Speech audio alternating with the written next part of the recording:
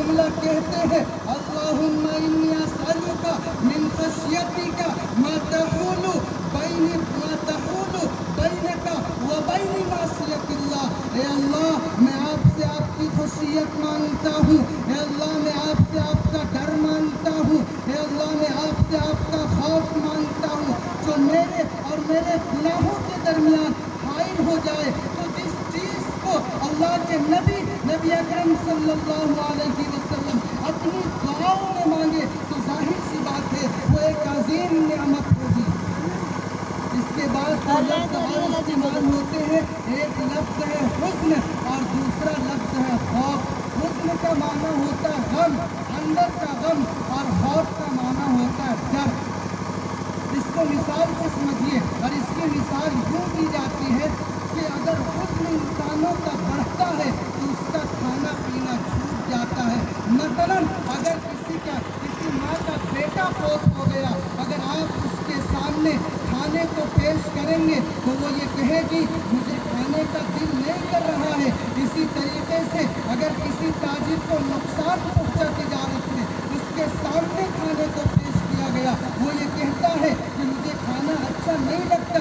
اگر کوئی طالب علم، اگر کوئی اسٹوڈینٹ اگر کسی پیپر میں فیل ہو جاتا ہے، اگر اس کے سامنے اچھے کھانے کو پیش کیا جائے، وہ یہ کہتا ہے کہ مجھے کھانے کا دل نہیں کرتا. تو جس انسان کے اندر حزن بڑھتا ہے، غم بڑھتا ہے، تو کھانا پینا چھوٹ جاتا ہے. اور جس انسان کے اندر خوف بڑھتا ہے تو گناہ چھوٹ جاتا ہے. امام غزالی رحمۃ اللہ علیہ فرماتے ہیں کہ خوف غالب کب ہو اور امید غالب کب ہونی چاہیے. خوف غالب کب ہو اور امید کب غالب ہو.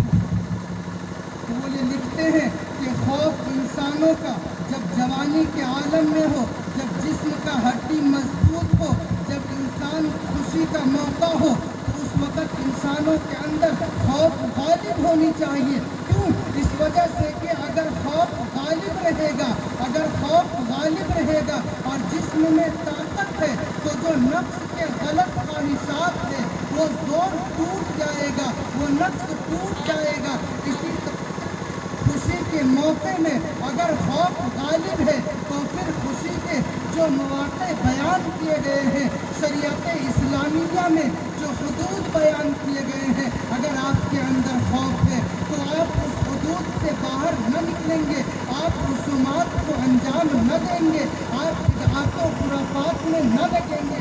اگر خوف غالب ہے لیکن اگر آپ کا جسم کمزور ہے یا پھر آپ بیماری میں مبتلا ہو گئے، آپ کا جسم کمزور ہو، اس وقت امید غالب ہونی چاہیے. یعنی اللہ تبارک و تعالیٰ سے یہ آپ امید رکھیں کہ اللہ اگر آپ نے مجھے اس مرض میں مبتلا کیا ہے تو آپ ہی اس مرض سے مجھے چھٹکارا دیں. تو امید اور خوف کب غالب ہونی چاہیے. امام غزالی رحمۃ اللہ علیہ نے ان چیز کو بتایا. اور اسی طریقے سے آگے امام غزالی رحمۃ اللہ علیہ لکھتے ہیں کہ دنیا کی جتنی چیزیں ہیں یہ ساری چیزیں اللہ تبارک و تعالیٰ کے حکم کے تابع ہے، اللہ تبارک و تعالیٰ کے حکم سے باہر نہیں ہے. کیوں؟ اس وجہ سے کہ اللہ تبارک و تعالیٰ حقیقی مالک ہے، خالق ہے، شہنشاہ ہے. ہر چیز کو اس کے پیشانی کے ذریعے پکڑ کر رکھا ہے. کوئی چیز اللہ تبارک و تعالیٰ کی قدرت سے باہر نہیں ہے، چاہے وہ اس جہاں میں ہو یا پھر اس جہاں سے باہر. آگے علماء نے لکھا کہ جب انسان کی باری آتی ہے تو انسان کو دو حصوں میں تقسیم کیا گیا. انسان کا جو نصف اور آدھا حصہ ہے اس میں اللہ تبارک و تعالیٰ کا پورا کنٹرول ہے، لیکن جو آدھا حصہ ہے اس میں کچھ دیر کے لیے اللہ تبارک و تعالیٰ نے انسانوں کو اختیار دیا. مثال کے طور پر اگر آپ کھانا کھاتے ہیں اور لقمہ کو اپنے منہ میں ڈالتے ہیں تو لقمہ ڈالنے کا اختیار تو آپ کو ہے، لیکن پھر جو اندر کا سسٹم ہے اللہ تبارک و تعالیٰ کے حکم کے مطابق وہ سسٹم چلا کرتا ہے. تو جن چیزوں میں اللہ تبارک و تعالیٰ نے کچھ دیر کے لیے اختیار دیا ہے، اگر کوئی انسان اس اختیار کو بھی اللہ تبارک و تعالیٰ کے حکم کے تابع کر دے تو پھر انسان بزرگ کہلاتا ہے. وہ انسان انسان صالح کہلاتا ہے، وہ انسان نیک کہلاتا ہے۔ تو ہر چیز اللہ تبارک و تعالیٰ کے قبضۂ قدرت میں ہے، اور ہر چیز اللہ تبارک و تعالیٰ کے مرضی سے چلتی ہے۔ اللہ تبارک و تعالیٰ بے نیاز ہے، اللہ تبارک و تعالیٰ غیور ہے، اللہ تبارک و تعالیٰ ہم لوگوں کی عبادتوں کا محتاج نہیں ہے۔ یہ جتنی دنیا ہے، اگر ساری دنیا کعبہ کے مانند بن جائے، یعنی کعبہ جس طریقے سے محترم اور مکرم ہے، اگر یہ ساری دنیا ویسا ہی بن جائے اور پھر اس دنیا میں سارے لوگ حضرت ابو بکر رضی اللہ عنہ کی طرح عبادت گزار ہو جائے، تب بھی اللہ تبارک و تعالیٰ کے شان میں اضافہ نہیں ہو سکتا۔ اسی طریقے سے اگر ساری دنیا کفرستان بن جائے، یعنی سارے برے لوگ اس دنیا میں بسنے لگے، اور جتنے بھی لوگ ہیں، چاہے وہ حامان کی شکل میں ہو جائے یا قارون کی شکل میں ہو جائے یا فرعون کی شکل میں ہو جائے، تب بھی اللہ تبارک و تعالیٰ کی غیرت اور شان میں کمی نہیں آئے گی۔ اللہ تبارک و تعالیٰ ہماری عبادتوں کے محتاج نہیں ہے۔ ہر چیز میں حکومت اور مرضی اللہ کی چلتی ہے، اور اللہ کی مرضی کیوں نہ چلے؟ کیا آپ نے ان واقعات کو نہیں سنا کہ حضرت آدم علیہ السلام کو جب اللہ تبارک و تعالیٰ نے بنایا تو حضرت آدم علیہ السلام کی خواہش یہ تھی کہ میں ہمیشہ جنت میں رہوں، لیکن اللہ کی یہ خواہش نہیں تھی کہ آپ ہمیشہ جنت میں رہیں، بلکہ دنیا میں آپ کو بھیجنا تھا۔ تو مرضی یہاں پر بھی اللہ تبارک و تعالیٰ کی پوری ہوئی۔ اسی طریقے سے حضرت ابراہیم علیہ السلام نے اپنے بیٹے کو ذبح کر رہے تھے، ارادہ یہ تھا کہ اپنے بیٹے کو راہ خدا میں ذبح کر دیں گے، لیکن مرضی خدا کی نہیں تھی تو بیٹا ذبح نہیں ہوا۔ اسی طریقے سے حضرت نوح علیہ السلام جب طوفان نوح آیا تھا، وہ یہ سوچ رہے تھے کہ اپنے بیٹے کو اس طوفان سے بچا لیں گے، اور اس نے کہا کہ آؤ اس کشتی پہ سوار ہو جاؤ، لیکن مرضی خدا کی نہیں تھی۔ خدا کی مرضی تو یہ تھی کہ اس کو سمندر میں اور اس طوفان میں ڈبو کر مارنا ہے۔ تو اللہ تبارک و تعالیٰ نے حضرت نوح علیہ السلام کے بیٹے کو اس طوفان میں ڈبا کر مارا۔ اسی طریقے سے ایک موقع پر نبی اکرم صلی اللہ علیہ وسلم نے یہ قسم کھائی کہ میں آج سے شہد استعمال نہیں کروں گا، لیکن اللہ تبارک و تعالیٰ کی مرضی یہ نہیں تھی۔ اللہ تبارک و تعالیٰ نے پرانی آیات اتاری اور یہ حکم دیا کہ جن چیزوں کو میں نے حلال کیا، اے اللہ کے نبی، آپ اپنی بیوی کے خوشنودی کے لیے اسے اپنے اوپر حرام نہ کیجیے۔ تو اللہ تبارک و تعالیٰ نے اس طریقے سے نبی اکرم صلی اللہ علیہ وسلم کی تنبیہ کی، اس طریقے سے اپنی مرضی کو ظاہر کیا۔ خوف کے 3 درجے ہوتے ہیں۔ کتنے درجے؟ خوف کے 3 درجے ہوتے ہیں۔ اس کے بعد میں 2-3 واقعات کو پیش کروں گا، اور خوف کس طریقے سے ہوا کرتا ہے ہمارے بزرگان دین میں، اور نبی اکرم صلی اللہ علیہ وسلم کس طریقے سے اللہ تبارک و تعالیٰ سے ڈرا کرتے تھے، ان کو مثال سے سمجھا کر اپنی بات کو ختم کروں گا۔ خوف کے 3 درجے ہوتے ہیں۔ نمبر 1 درجہ خوف کا عوام الناس کا ہوتا ہے، اور نمبر 2 درجہ ابرار کا خوف ہوتا ہے، اور نمبر 3 درجہ عارفین کا خوف ہوتا ہے۔ تینوں کو مختصر انداز میں سمجھیے۔ عوام الناس کا خوف کا مطلب یہ ہے کہ جیسے ایک بچے کا خوف ہوتا ہے، مثلا اگر کسی بچے سے شیشے کا گلاس ٹوٹ جائے تو اس کے دل میں یہ ڈر پیدا ہو جاتا ہے، اگر میری امی کو پتہ چلے تو مجھے ڈانٹ ملے گی، میری مرمت ہوگی۔ تو جب کوئی انسان غلطی کرتا ہے، اللہ تبارک و تعالیٰ کے حکم کو توڑتا ہے، تو اس کے اندر یہ خوف پیدا ہوتا ہے کہ جب میں مروں گا تو اللہ تبارک و تعالیٰ اس حکم کا جو میں نے توڑا ان کا حساب لیں گے۔ تو یہ جو ڈر ہوتا ہے یہ عوام الناس کا ڈر ہوتا ہے۔ اور ایک ڈر ہوتا ہے کس کا؟ ابرار لوگوں کا۔ ابرار لوگوں کا ڈر ایسا ہوا کرتا ہے کہ وہ جس طریقے سے اللہ تبارک و تعالیٰ کی عبادت کرنی ہے، عبادت تو کر دیتے ہیں، لیکن ڈرتے اس بات سے ہے کہ پتہ نہیں اللہ تبارک و تعالیٰ میری اس عبادت کو قبول کریں گے یا قبول نہیں کریں گے، ڈرتے اس بات سے ہے۔ امام ابو حنیفہ رحمۃ اللہ علیہ قربان جائیے ان کی عبادتوں پہ، عشاء کی وضو سے 40 سال تک فجر کی نماز پڑھی ہے، اس طریقے سے عبادت کرتے تھے۔ اور پھر جب زیارت کرنے کے لیے کعبہ کو گئے، وہاں پر مقام حتیم اور ابراہیم نے 2 رکعت کے لیے نیت باندھی اور الحمدللہ سے شروع کیا اور والناس پہ 2 رکعت پہ ختم کر دیا۔ اس طریقے سے اللہ تبارک و تعالیٰ کی عبادت کرتے تھے۔ اور جب وہ اپنے ہاتھ کو رب الہ کے سامنے اٹھاتے ہیں تو یہ کہتے ہیں کہ ما عبدنا حق عبادتی کا، ما عبدنا حق عبادتی کا وما عرفنا حق معرفتی کا۔ اے اللہ، جس طریقے سے آپ کی عبادت کرنی تھی مجھ سے وہ عبادت نہ ہو سکا، مجھ سے وہ حق ادا نہ ہو سکا، جس طریقے سے آپ کی معرفت کو پہچاننی چاہیے تھی مجھ سے وہ نہ ہو سکا۔ اے اللہ، آپ مجھے معاف فرما دے۔ تو یہ خوف ہوتا ہے ابرار لوگ اور ایک خوف ہوتا ہے عارف۔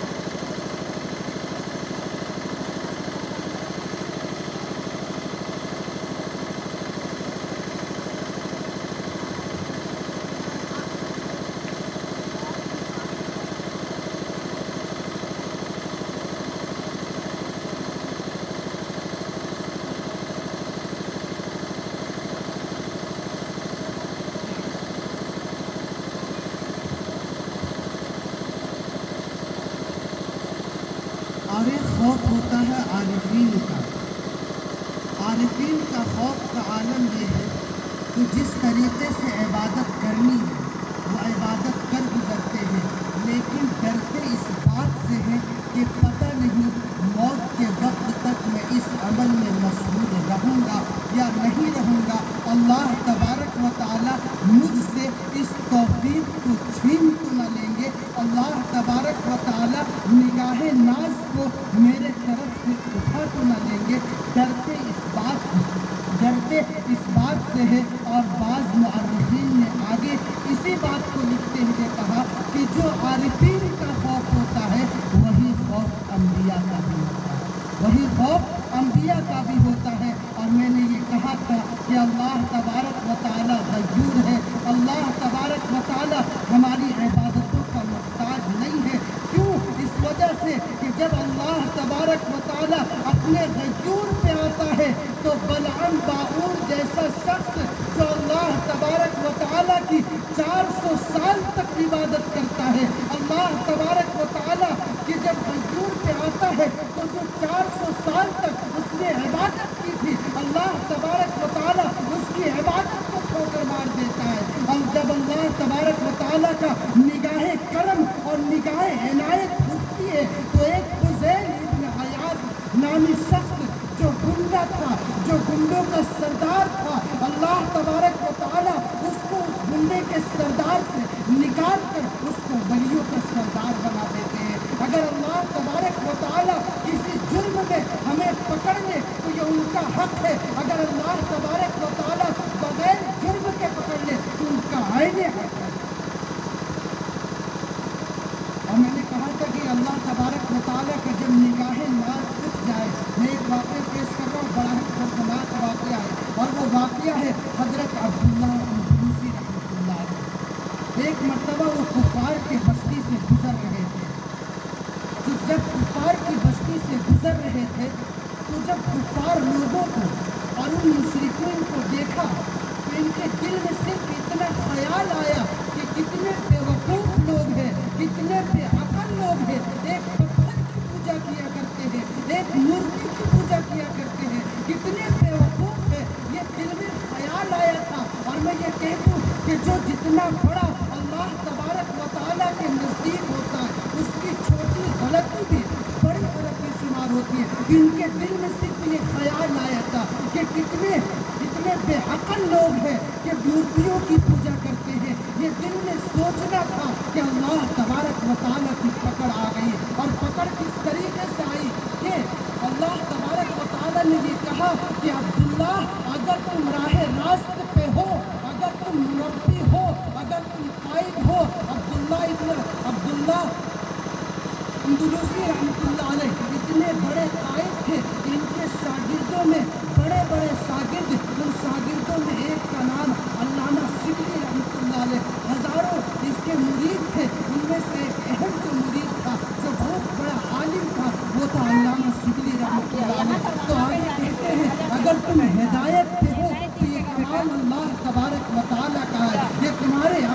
कमाल नहीं है। उसी बस्ती से गुजर रहे थे कि अचानक उसकी नज़र किसी लड़की पे पड़ जाती है। अचानक उसकी नज़र किसी लड़की पे पड़ जाती है।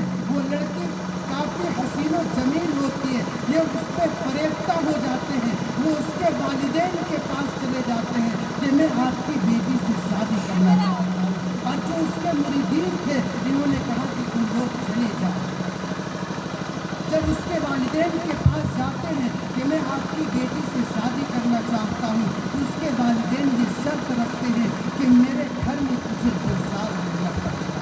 जब 2 साल रह जाओगे, जब आपस में मोहब्बत बैठ जाएगी, हम तुमको पहचान लेंगे, तब अपनी बेटी से शादी करवा देंगे। लेकिन 2 साल जो तुम मेरे घर में रहोगे, काम ये करना पड़ेगा कि तुम 2 साल तक मेरे सुअरों के चराओगे। उसके बाद मैं अपनी बेटी का निकाह तुमसे करूँगा। क्योंकि वो जो लड़की थी वो किसी मुसलमान की लड़की नहीं थी, बल्कि वो लड़की एक चमार की थी। उसने ये कहा, अगर तुम 2 साल तक अगर तुम चराओगे सुअर को, तब मैं अपनी बेटी का निकाह तुमसे करा दूंगा। वो 2 साल तक सुअरों को चराने लगते हैं। उसके बाद जो उनका शागिर्द था अल्लामा शिबली रहमतुल्लाह अलैह, उनका ये ख्याल होता है कि मैं अपने उस्ताद मोहतरम से मिलाऊं। पता नहीं मेरे उस्ताद किस हाल में है। वो अपने उस्ताद को मिलने के लिए आते हैं। खुदा की कसम कुर्बान जाएगी उसकी निगाह। जब वो अब्दुल्लाह उंदुलिसी रहमतुल्लाह अलैह को देखते हैं, वही जुब्बा पहने हैं, उसी आसा और लाठी को लिए हैं, और वही अमामा और पगड़ी को बांधे हैं, और सुअरों को चरा रहे हैं। अल्लामा शिबली रहमतुल्लाह अलैह इस मंजर को देखते हैं, अपने हजरत को सलाम करते हैं। सलाम करने के बाद भी पूछते हैं, हजरत आप हाफिज़े कुरान भी थे, आप हाफिज़े हदीस भी थे, साइंस सिक्ता आपको ज़बानी याद थी, कुरान शरीफ आपको ज़बानी याद थी, आप सब कुछ जानते थे, आपको कुछ याद है या याद नहीं है? उसके शागिर्द अपने उस्ताद से पूछते हैं। उस्ताद जवाब देता है कि मैं हाफिज़े हदीस था, सब हदीस को भुला चुका हूँ। मैं हाफिज़े कुरान था, सब कुरान को भुला चुका हूँ। शागिर्द ये पूछता है, हजरत कोई आयत का टुकड़ा याद हो, कोई हदीस याद हो, सुना दीजिए। तो वो ये अर्ज करते हैं, मुझे सिर्फ एक आयत याद है जिसका तर्जमा ये है कि अल्लाह तबारक व तआला जिसको जलील करना चाहे उसको कोई इज्जत नहीं दे सकता। इस आयत का सिर्फ तर्जमा, और ये आयत उनको याद थी। उसके बाद उनका शागिर्द पूछता है कि आप हाफिज़े हदीस भी थे, कोई हदीस याद है? वो कहते हैं हाँ, मुझे एक हदीस का टुकड़ा याद है। और वो हदीस पढ़ते हैं, और वो ये हदीस ये है, फमन बदल दीनहु फक़तलूहु, कि जिस शख्स ने अपने दीन को तब्दील कर दिया उसको कत्ल कर दो। हदीस का सिर्फ ये टुकड़ा याद है। शागिर्द इधर खड़ा था, उस्ताद उधर था। शागिर्द रोने लगता है अपने उस्ताद की हालत को देखकर, उस्ताद रोने लगता है अपने शागिर्द को हालत के देखकर। दोनों रोने लगते हैं। रोते रोते अब्दुल्लाह उंदुलूसी रहमतुल्लाह अलैह के दिल में ख्याल आता है कि मैं अल्लाह तबारक व तआला से तौबा करूं। और कबूलियत की घड़ी थी उसी वक्त, और उन्होंने तौबा की, और तौबा फौरन कबूल हो गई। और बातिन की जितनी मारिफत थी वो सारी अल्लाह तबारक व तआला ने फौरन लौटा दी। तो मैंने कहा था कि जब अल्लाह तबारक व तआला का निगाह नाज उठता है तो फिर कोई भी उसका पुरसाने हाल नहीं होता। अल्लाह तबारक व तआला हमारी इबादतों का मोहताज नहीं है। इसी तरीके से नबी करीम सल्लल्लाहु अलैहि वसल्लम, इस तरीके से उनके अंदर खौफ खुदा था। चंद मिसाल देकर अपनी बात ख़त्म करता हूँ। नबी अकरम सल्लल्लाहु अलैहि वसल्लम किस तरीके से अल्लाह तबारक व तआला से डरा करते थे, किस तरीके से खौफ खुदा आपके जिस्म अतहर पे था कि जब आंधी आया करती थी तो आपका चेहरा मुतगय्यर हो जाता था, आपके जिस्म में कपकपी छाने लगती थी। सहाबाए कराम ताज्जुब में पूछते थे कि हजरत जब आंधी आती है तो आपका चेहरा मुतगय्यर क्यों हो जाता है, आप मस्जिद की जानिब क्यों जाने लगते हैं? तो ये कहते हैं सहाबाए कराम, ये वही आंधी है। माक़बल के जो कौम थे लोग ये समझते थे कि आंधी आ रही है, बादल आ रही है, बारिश होगी, लेकिन इसी बारिश में ہوتی تھی جس سے پورے قوم کے قوم تباہ و برباد ہو جایا کرتے تھے، اس لیے میں ڈرتا ہوں اور 2 رکعت کے لیے نماز پڑھتا ہوں۔ اس طریقے سے نبی کریم صلی اللہ علیہ وسلم اللہ تبارک و تعالیٰ سے ڈرا کرتے تھے۔ باری ان کے بعد حضرت ابو بکر رضی اللہ عنہ کی آتی ہے کہ کس طریقے سے حضرت ابو بکر رضی اللہ عنہ اور ان کے مرتبے کے بارے میں کیا پوچھنا، ان کے مرتبے کے لیے یہی کافی ہے کہ نبی اکرم صلی اللہ علیہ وسلم نے ایک موقع پہ ارشاد فرمایا کہ دنیا میں جتنے لوگ ہیں میں نے سب کا احسان کا بدلہ دے دیا، لیکن ابو بکر کے احسان کا بدلہ میں نہ دے سکا، ان کا احسان کا بدلہ تو اللہ دیں گے۔ وہ کبھی کسی وقت بیٹھے رہتے تھے اور وہ یہ سوچتے تھے، اس طریقے سے اللہ سے ڈرتے تھے کہ کاش میری ماں نے مجھے پیدا ہی نہیں کیا ہوتا، کاش میں کوئی گھاس ہوتا، کاش میں کسی جسم کا بال ہوتا، کاٹ کر پھینک دیا جاتا، کوئی حساب نہیں ہوتا۔ اس طریقے سے اللہ تبارک و تعالیٰ سے ڈرا کرتے تھے۔ اس کے بعد باری آتی ہے حضرت عمر رضی اللہ عنہ، ان کی فضیلت کے لیے ذخیر و حدیث پڑے ہیں اور اس کے لیے یہ حدیث کافی ہے کہ اللہ کے نبی نے ارشاد فرمایا لو کان نبی، اللہ کے نبی نے ارشاد فرمایا کہ اگر میرے بعد کوئی نبی ہوتا تو حضرت عمر رضی اللہ عنہ ہوتے، کیونکہ نبیوں کی جو صفات ہوتے ہیں وہ صفات حضرت عمر رضی اللہ عنہ میں موجود ہے۔ اور حضرت عمر رضی اللہ عنہ جس گلی سے گزر جاتے ہیں شیطان اس گلی کو چھوڑ دیتا ہے۔ قربان جائیے ان کے خوف خدا پہ کس طریقے سے اللہ تبارک و تعالیٰ سے ڈرا کرتے تھے۔ جب یہ بادشاہ بنے، جب یہ خلیفہ بنے تو پھر ان کے خلافت کے زمانے میں حضرت حذیفہ رضی اللہ عنہ کو بلاتے ہیں۔ حضرت حذیفہ رضی اللہ عنہ وہ صحابی رسول تھے جن کے پاس اللہ کے نبی نے منافقوں کی لسٹ اور منافقوں کو بتایا تھا حضرت حذیفہ رضی اللہ عنہ کو، اور یہ بتایا تھا کہ کسی کو بتانا نہیں کہ کس کا نام منافق میں ہے۔ تو حضرت حذیفہ کو حضرت عمر رضی اللہ عنہ بلاتے ہیں اور یہ پوچھتے ہیں کہ مجھے پتہ ہے اللہ کے نبی نے یہ تجھے حکم دیا کسی کو مت بتانا کہ منافق کون ہے، بس تو اتنا بتا دے کہ عمر کا نام تو اس لسٹ میں نہیں ہے۔ قربان جائیے اتنے بڑے صحابی جن کے بارے میں یہ آتا ہے کہ جو مراد مصطفیٰ تھے، اللہ تبارک و تعالیٰ نے جن کے لیے دعا مانگی کہ آپ کے ذریعے، کہ حضرت عمر کے ذریعے اسلام کے علم کو بلند کیجیے، اسلام کے جھنڈے کو بلند کیجیے، وہ اپنے بارے میں یہ شک کر رہے ہیں کہ میرا نام منافقوں کے لسٹ میں تو نہیں۔ جب مرض الوفات کا وقت آیا تو یہ ہمیشہ کہا کرتے تھے کہ جیسے ہی میری موت ہو مجھے جلدی دفنا دینا، مجھے جلدی دفنا دینا۔ صحابہ نے عرض کیا کہ جلدی تو سب کریں گے، آپ تاکید کیوں کیا کرتے ہیں، ہم لوگ تو جلدی کام کریں گے۔ تو وہ یہ کہتے ہیں کہ میں جلدی اس وجہ سے کرنے کے لیے کہہ رہا ہوں کہ اگر اللہ تبارک و تعالیٰ مجھ سے ناراض ہو تو پھر میرے بوجھ کو کندھے سے ہٹا لینا جلدی، اور اگر اللہ تبارک و تعالیٰ مجھ سے راضی ہو تو پھر مجھے جلدی اللہ تبارک و تعالیٰ سے ملا دینا۔ آخر میں رابعہ بصریہ رحمۃ اللہ علیہا کے واقعہ پیش کرتا ہوں کہ کس طریقے سے وہ بندی اور وہ پاکیزہ بندی جو صوم و صلات کی پابند تھی، جو بزرگیاں ایک گزری ہے، کس طریقے سے وہ ڈرا کرتی تھی۔ بعض کتابوں میں لکھا ہے کہ اللہ تبارک و تعالیٰ کے سامنے اتنا رویا کرتی تھی، اتنا رویا کرتی تھی کہ ان کے آنسوؤں کی وجہ سے گھاس نکل آتا تھا زمین سے۔ اور اسی طریقے سے ایک موقع پہ ان کے سامنے بھنا ہوا مردہ پیش کیا گیا، بھنا ہوا چکن پیش کیا گیا۔ جب وہ مردہ کو دیکھتی ہے، دیکھنے کے ساتھ رونے لگتی ہے، روتے روتے حالت خراب ہو جاتی ہے۔ میزبان جو ہوتا ہے وہ یہ پوچھتا ہے محترمہ آپ کیوں رو رہی ہے، آپ اتنا کیوں رو رہی ہے؟ جواب سنیے گا کہ جواب دیتی ہے اگر ہم لوگ ہوتے تو آنسو تو ان کی آنکھ سے نکلی تھی، ہم لوگوں کا تو منہ سے لاش نکلتا کہ مردہ سامنے آ گیا ہے۔ وہ جواب یہ دیتی ہے کہ میں یہ اس وجہ سے رو رہی ہوں کہ یہ مردہ مجھ سے اتنا اچھا ہے کہ اس کو پہلے ذبح کیا گیا، اس کے بعد اس کو تیل میں بھونا گیا۔ اگر اللہ تبارک و تعالیٰ میرے گناہوں